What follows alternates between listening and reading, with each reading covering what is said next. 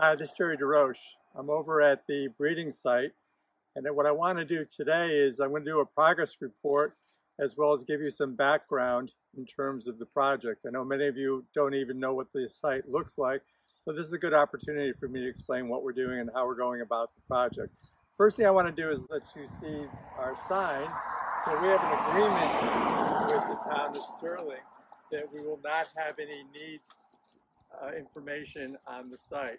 It'll be fairly anonymous. It'll look like a residential setting. And so the only thing that will identify our site is this sign that says 333 on that. Interesting point is that this actually was the front step. We're in the driveway, and what I want to do now is just begin to move into the property.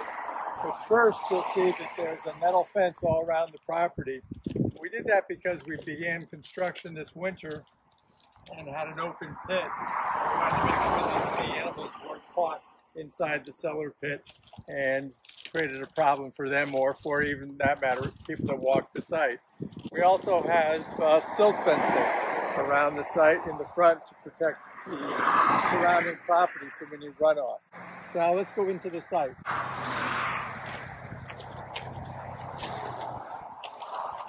So over there on my left, you can see one of our neighbors. And this site here, just to the front of my car, is where the original farmhouse that was built in the 1800s was, that we tore down to make room for the site. And one of the reasons that our building is not this close to the front of the property is because we're sitting on an aquifer, and then across the street is a brook that feeds the Stillwater River.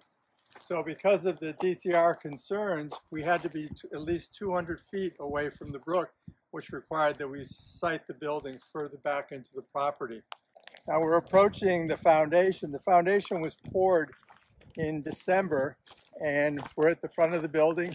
You can see the elevator shaft has already been installed, so we're good to begin additional construction probably in the next week or so, and I'll talk a little bit about that as we walk around the property.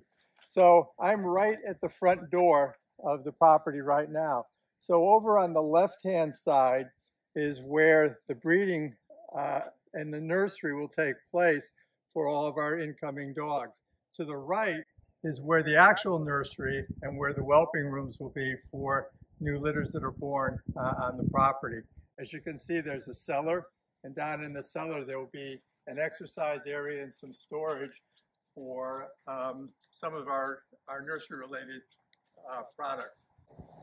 So the overall building is about 11,000 square feet.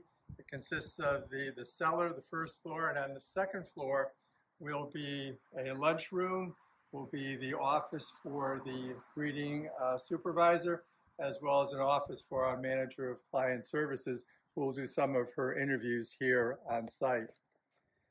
Walking over to the right of the building, so essentially I'm walking where the driveway is going to be.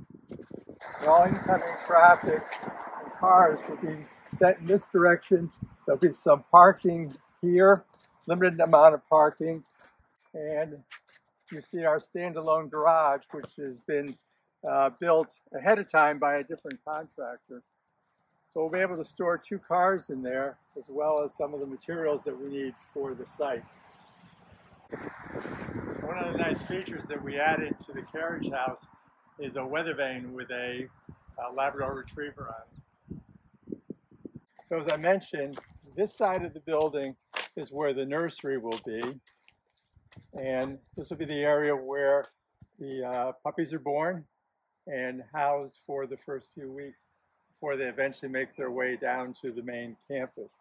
So this area will be quarantined and be largely isolated from the general public and the rest of our staff.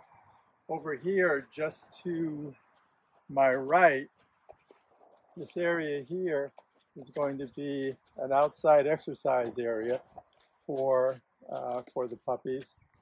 And then back there will be an exercise area for the mom.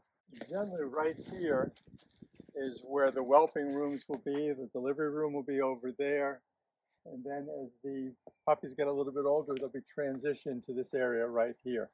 And in the design of the building, we're very specific in terms of being able to separate the wings from the breeding portion, which is over here in front of me, and the nursery, which is behind me.